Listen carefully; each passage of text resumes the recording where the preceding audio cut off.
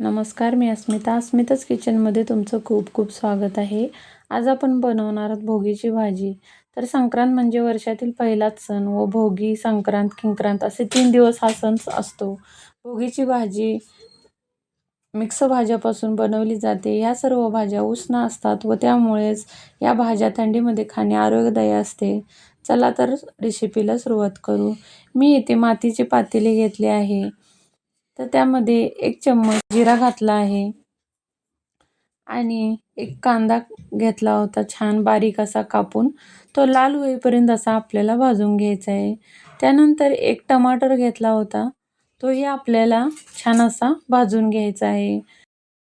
मातीच्या पातेल्यात लवकर कोणतीही गोष्ट पटकन भाजत नाही, कांदा, टमाटर. तर आपण याच्यामध्ये पाव चम्मच हळद व 1 चम्मच मीठ असे घालून व्यवस्थित ह्याला छान असं तेलामध्ये परतवून घ्यायचे आहे. हे बघा अशा पद्धतीने.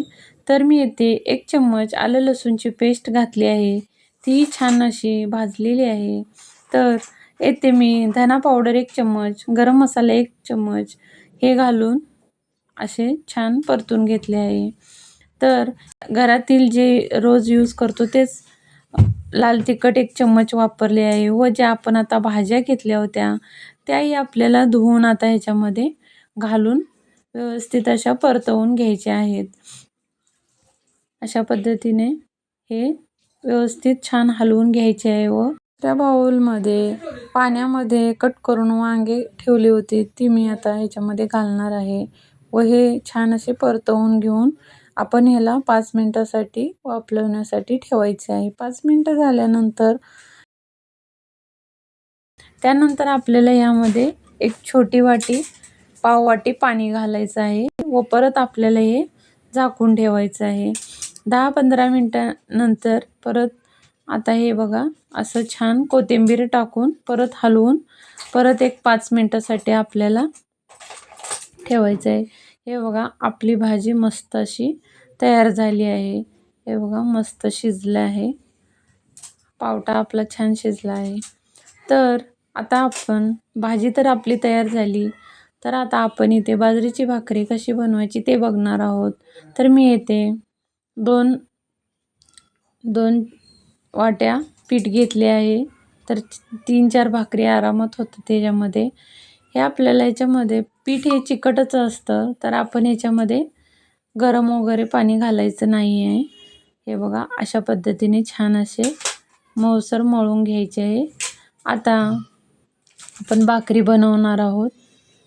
हे बघा अशा पद्धतीने पीठ घ्यायचे आहे व आपण भाकरी थापून घ्यायची आहे. छान अशी भाकरी तापून झाल्यानंतर आपण याच्यावर तीळ टाकणार आहोत आणि अजून थोडे वरून भाकरी आपल्याला थापून घ्यायची आहे. तर आता मी इथे तवा गरम करण्यासाठी ठेवला होता. तर आता आपण याच्यामध्ये भाकरी टाकणार आहोत आणि लगेच आपल्याला पटकन पाणी लावून घ्यायचे आहे.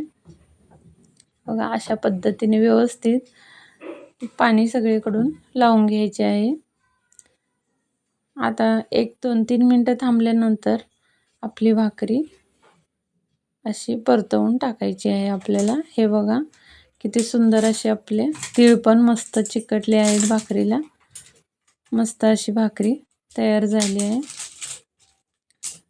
दोन्ही साईडनेही छान असे भाजून घ्यायचे आहे. हे बघा आपली भाकरी मस्त अशी फुगली आहे. चॅनेलवर जर नवीन असाल तर लाईक, शेअर, सबस्क्राईब करा आणि परत भेटू एका नवीन रेसिपीसोबत. तोपर्यंत बाय बाय.